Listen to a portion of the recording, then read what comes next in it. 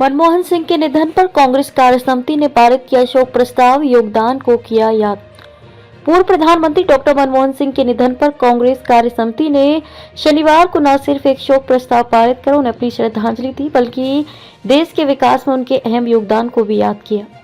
समिति ने उन्हें देश के आर्थिक उदारीकरण का शिल्पकार बताते हुए कहा कि अपनी दूरदर्शिता से उन्होंने देश को आर्थिक संकट से उबारने में अहम भूमिका निभाई। आर्थिक सुधारों की शुरुआत उन्होंने अपने समय में ही की थी, वैश्विक बाजार के लिए देश के द्वार खोले, जिसका परिणाम ये है कि देश आज एक मजबूत आर्थिक ताकत बनकर दुनिया के सामने खड़ा है। योगदान को आगे बढ़ाने का संकल्प। कार्यसमिति ने इस दौरान उनकी यादों को जिंदा रखने और उनके योगदान को आगे बढ़ाने का संकल्प लिया। समिति ने कहा कि आर्थिक सुधार, सामाजिक न्याय व समावेशी विकास के क्षेत्र में किए गए उनके कार्य सदैव हमें प्रेरित करेंगे। उन्होंने ईमानदारी, परिश्रम और सहानुभूति के जो आदर्श स्थापित किए हैं वह आने वाली पीढ़ियों के लिए एक दीप स्तंभ बने रहेंगे। डॉक्टर सिंह का नेतृत्व और अर्थशास्त्र में उनका योगदान हमेशा जीवित रहेगा।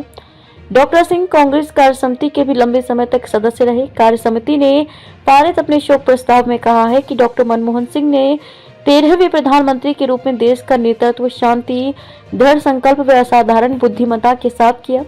उनका कार्यकाल निरंतर आर्थिक वृद्धि, वैश्विक पहचान व सामाजिक प्रगति से चिन्हित था।